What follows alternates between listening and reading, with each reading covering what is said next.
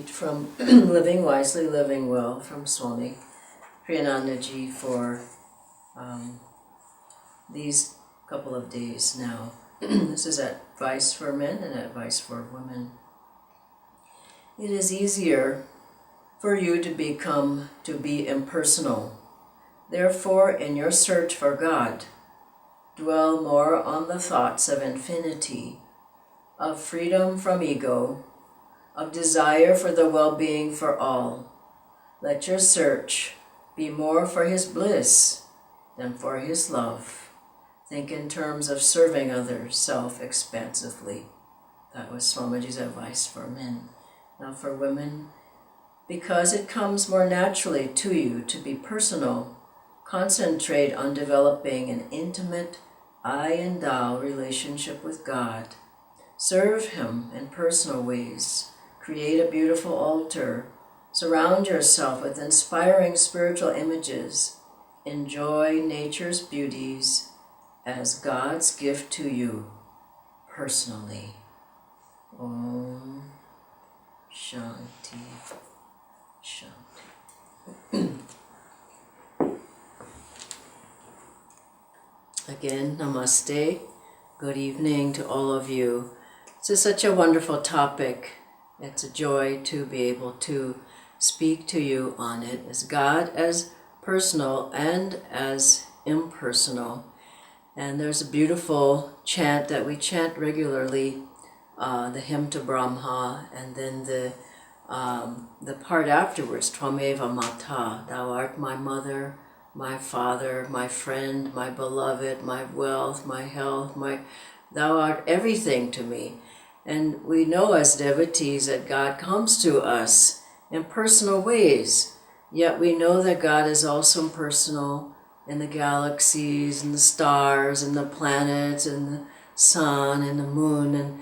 And I'm here at Ananda village, as you probably know, and I was walking over, it's morning here, I was walking over this morning and I was looking at the trees and how beautiful, trees everywhere here, and how the trees just, they talk to you in a way. They're so, they reach out to you. And the sun was just rising as I was coming over the hill here, and don't we feel that the sun is embracing us with warmth? And there was a cool breeze, and I could feel the breeze just against my skin, and it was Divine Mother caressing me through the wind. And it rained a little bit last night. You can feel the refreshing, loving vibrations of God through the rain, and the birds were singing, and there's a whole orchestra happening in nature, and God is coming to us, even though seemingly far away, very close as well. There are many beautiful animals here. There are deer that I saw yesterday, and they just stand and look at you, and you can see Divine Mother in their eyes, and there's wild turkeys and all kinds of creatures. But we see God in nature as well, even though seemingly God has created everything, is maintaining everything, but still there's glimpses. In the stars we see Divine Mother is just looking at us through the stars and peeking at us, and so all around us God is personal and impersonal.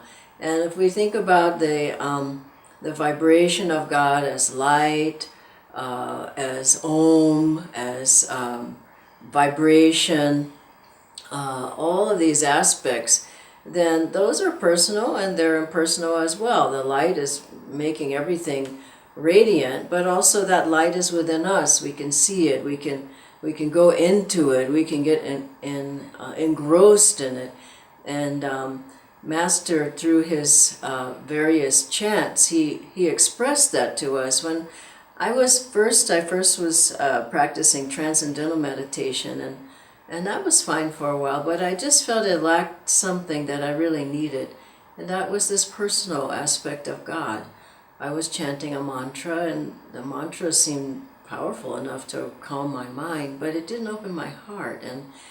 And I began to, when I found Master's teachings, and he had chanting, and he had devotion. He talked about God as the nearest of the near and the dearest of the dear, and that you can actually talk to God, and God hears you, and you can feel him, and he'll tell you what to do. I was totally entranced with that, because that's what I always felt, that God should be, and not just impersonally somewhere away from us. And so when I remember Master's chants from the very beginning, it's a very touching part that I right off got a harmonium. I started to learn how to chant, and I just loved his chants, because they brought the presence of Divine Mother right into the room. And one of the chants is What lightning flash, that Master wrote. Glimmers in thy face, Mother, seeing thee, I'm filled through and through.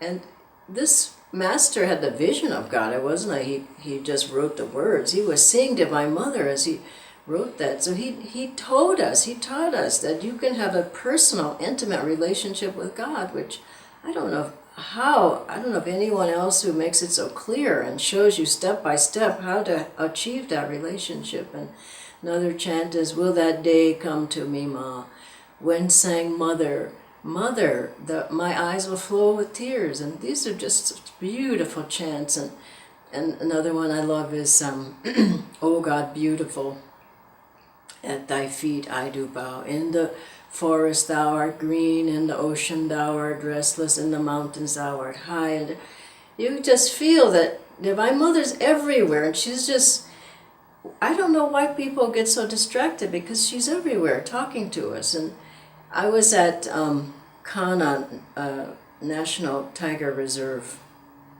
just before I came to America, and I mean, I can tell you that, I saw 4 tigers in 3 days, and the tiger that we saw was like 12, 15 meters away. What a beautiful creature. I'd never seen a tiger up that close, but how beautiful, majestic. And the eyes were just looking at us. At first he was standing, and we were on an elephant, luckily, but at a certain point, the tiger looked, and he didn't feel at all threatened, so he just sat there and just looked at us, and I honestly, I could feel God there, that through those eyes and the dignity, and you could tell he was just really the royal, but that's in every part of nature, God is talking to us. And Master had he had a rose devotee, meaning that in his office he was counseling someone, and there was a rose in a vase, and wherever he went, the rose just followed him, and would just it felt his vibration, and followed him to the other side of the room, would turn, the face of the rose would turn, and this was Divine Mother again, and we have to realize that she's calling us. The love is so great from God, and the other things are they pale in comparison to how much personally God is reaching out to us. And Yoganandaji had many, probably a daily visions of God as the Divine Mother, and some we know of. And one when he was a young boy, and he wanted one of his friends, he wanted him to meditate all night with him, and he said, well, Master said if we meditate, his name was Mukunda, then if we meditate all night, I bet Krishna will come to us. And the other boy said, you think so? And Guruji said, yes, I think so, and let's just do it. Now, how many people meditate all night? Hardly anybody. But we have all-night meditations sometimes, and I like to have more of them, actually. So Master, he and the boy, they were just kids. But he was an avatar. So he was sitting there, and they were meditating. Then the boy gets tired, and he says, hey, Krishna, he's not going to come to us. Let's just go. and that's what most people, they get frustrated. Well, God's not going to come to me. I don't feel anything. I don't see anything. Nothing's happening. I'm just going to leave. So Master said, no, let's keep going. He's coming. I know he's coming. And so they sat, and Master, in the early morning hours, he had a vision. And he said, Krishna's here. Krishna's here. And the other boy said, excuse me, he said,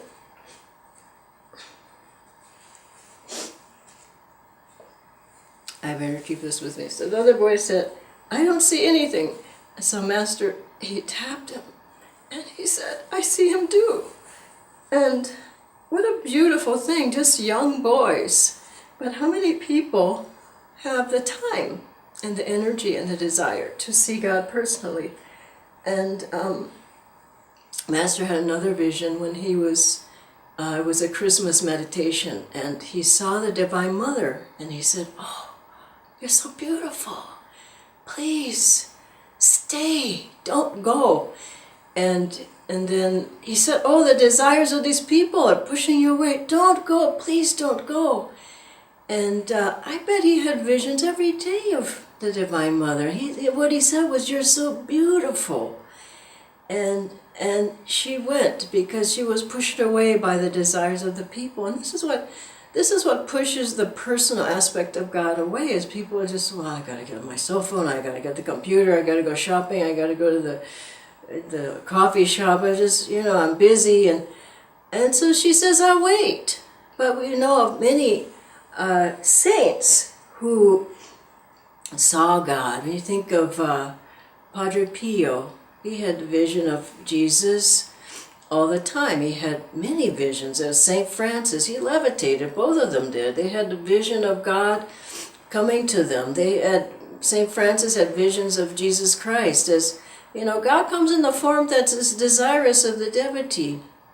And then we hear of all the beautiful visions of the children from Medjugorje. They had visions of a beautiful woman who they considered as the mother, Divine Mother. The children in Garabandal and Fatima, Bernadette and Lourdes, they all had these visions of God personally, blessing them, coming to them, healing them.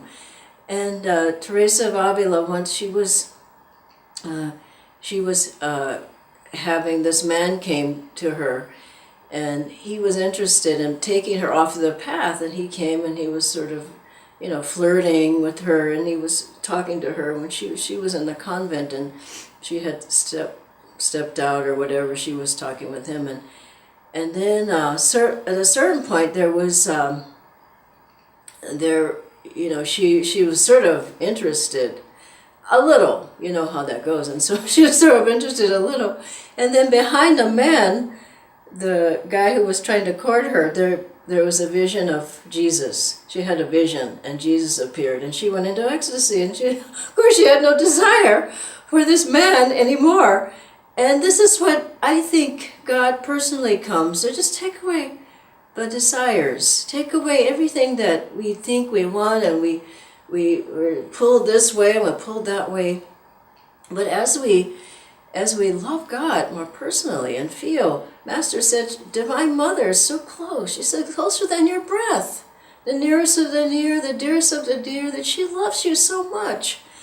And she's not too busy. I mean, she's running the whole universe, but she's not too busy to come and know your thoughts and know your needs and respond. And Swamiji told a couple of beautiful stories about how Divine Mother came to him, and once he had wanted some Swiss chocolates for his birthday, but his parents had said, what would you like? And he had forgotten to tell them. And so anyway, then a devotee shows up at I think it was the Hollywood Church, and just his birthday, and she has a box of Swiss chocolates, and thought, I thought you might enjoy these. Now, how did that happen? It came because of the sweetness of the Divine Mother. And that aspect is there. It's so wonderful. You can just get lost in the thought that God loves you that much, that you come. I remember one time, I was it was recently, me and a friend, we were traveling around India, and then we were doing programs, and then at the end we had just a little bit of a break, and so we went to couple of places just to, to relax. And so one place we went to was this really nice hotel, and we could barely afford to be there, so we got sort of just the most inexpensive room. But Swamiji had stayed there, so we wanted to stay there because Swamiji had been there, and just to, in honor of him. And so we went and we got our room, and then, so the lady, she came and she was taking us to our room, and so we told her our Guruji stayed here, and he left his body, and Swami Kriyananda, and she kind of remembered. But then I met one of the waiters, or he was a butler, on the floor butler, and he remembered us, the Ananda group. He remembered Swamiji, he remembered me, and so anyway, they took us to our room, and the room was a suite. It was no longer the cheapest room. It was one of the most expensive rooms, and I turned to my friend and I said, Karpani, did you upgraded us? And she said no, and the lady who brought us there, she said, I did. And now, why did she do that? I have no idea, but we stayed in a beautiful place. I think it was because we went there for Swamiji. We didn't go for ourselves. We went because we wanted to be in his vibrations. And the same trip, the next day, we go to Chennai. We're at this nice place on the beach.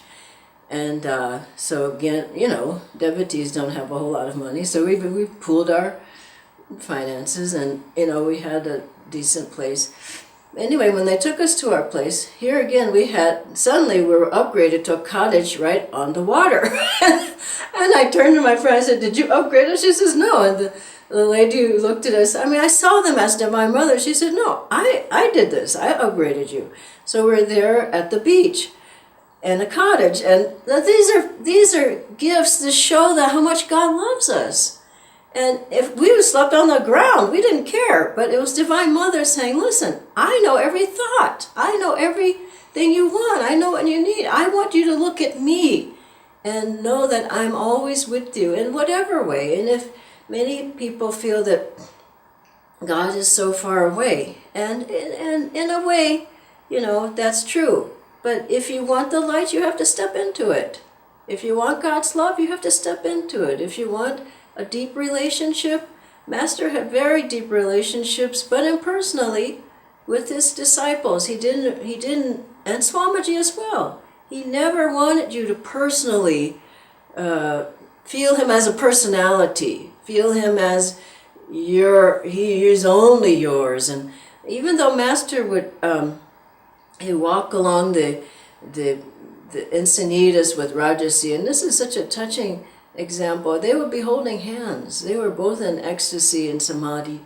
They would be holding hands, walking along, and just enjoying. And this is what is so sweet. Devotees, Guru Bhais, can enjoy each other's company without embracing, kissing on both cheeks, if you will, or whatever it is. It's just the people I feel the closest to are Guru Bhais who I meditate with. And that's the most important thing, is the soul-to-soul connection and contact. And Master had that. He had it with his disciples. He said, I go through your souls every night. I know who you are and what you are. So he would walk along with Rajasi, but when people got too personal with him, he would cut them off. And that happened with a couple of disciples there. And he just didn't want that. So the relationship with the Guru is the most personal and the most impersonal. It's both, because God comes through our Guru to us. As everything that we need can come through the Guru into our heart, into our soul, into our whole being. But it can't be, oh, he's for me. Oh, he came for me. He did this for me. He did this, and we have to allow that energy to flow through us, and not personalize it. And then it comes more and more. And a very sweet story about Gyanamata, that she was, Master loved her very much. He said he kept her in her body for 20 more years than she was supposed to. She was supposed to have left her body, but Master said, I made a pact with God, and I asked Divine Mother to hold her in this body until I say she can go. He must have been on very good terms with Divine Mother, because he said, I made a pact that she wouldn't go until I said she could go. So he kept her there to help him with his work, and he loved her deeply. She had the highest respect for her guru. Whenever he would enter the room, she would stand up. Even if she was not feeling well, she was elderly, she would stand up. And she never had the personal pulling on his energy. She was just very dignified, and Master deeply, deeply loved. It was the love of God. God loving God, God serving God, God with God, God meditating with God. This is what the devotee should always aspire towards. And I saw that with Swamiji, that he said, I love everybody. I'm not particularly close to one person than another person. I don't love one person more than another person, because I love with the love of God. And when people personally try to bring him into their aura, I saw Swamiji just become very, very detached. And it just didn't work. It doesn't work. It doesn't work with Master. It doesn't work with Divine Mother. We can pray with our heart and all, but we have to be expansive and open. So Master kept Jnanamata, and then at the end of her life, he asked her, she was passing away, and he said, do you have any desires? I will free you. I will free you. And she said, no, Master, I don't. Then she left her body. He wasn't there at the time, but she left the body. When Master did her astral ascension, or that ceremony for her, he was weeping from a human love, because he loved her. And although he was a master, he said, I killed Yogananda long ago. But God, through him, had that bond, that soul-to-soul bond from who knows how many incarnations with her. And he wept. And some of the other disciples said, well, don't weep, because she's in God consciousness. And he says, I know all that. What I want you to know is also that I loved her. So there's both. He knew she had gone into he said she was fully liberated. But still, in his heart, he had that God had with her a personal relationship. And so for each one of us, yes, we want to go into the infinite consciousness, into the light, into Om, into, samadhi and all. But I believe that can only come from what I've read of Master's teachings, what Swamiji has taught us, and Master, that comes through the heart. It comes through you have to develop a personal relationship with God, and personal yet impersonal. Personal meaning that it's individual, that I am here for you. I love you. I want you. You are my all. And as one devotee he'd always have in his mind, he would be walking, and his mantra was, I love you, Guruji, I love you, Guruji, I love you, Guruji. And then one day Master walked by him, and he said, I love you too. And it's so sweet. It makes us to divine romance. And you need both aspects to be able to be balanced enough to go into the light, into love, into bliss, into Om. And you saw Swamiji at the end of his life. He was just all God. He was just full of love. He was just completely, he could hardly talk at any talk because of the love for God, because of the bliss that he felt that Divine Mother was giving him. This is the goal, to make God personal yet impersonal in your life, so that you can feel him, you can experience him, you can become one with him, and you realize that that's the only goal of life. I'll close now with a couple of readings from the Essence of Self-Realization.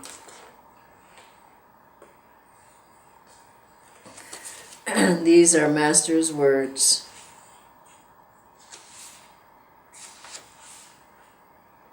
If you want to escape ego bondage, learn to be more impersonal where your own feelings are concerned. Love for God too easily becomes personal in the human sense. When it does so, you give emphasis to the very ego you need to transcend in order to find Him. Therefore, it is better to seek God for bliss, primarily, and only secondarily for love, lest your love for Him fall short of that impersonal quality which is the essence of divine love. And finally, you should not be too personal in your love for God. To be personal is to remain limited by ego consciousness, but love for Him must take one beyond the ego. If you visualize God with form, and even if you behold Him ecstatically in visions, try to see expressed in those eyes the consciousness of infinity. The Divine Mother is so beautiful. But remember, in her higher manifestation, even that beauty is formless. She is everything. Her divine, compassionate love is expressed in the raindrops. Her beauty is reflected in the colors of the rainbow. She offers fresh hope to mankind with the rose-tinted clouds at dawn. Above all, be ever conscious of her presence in your heart.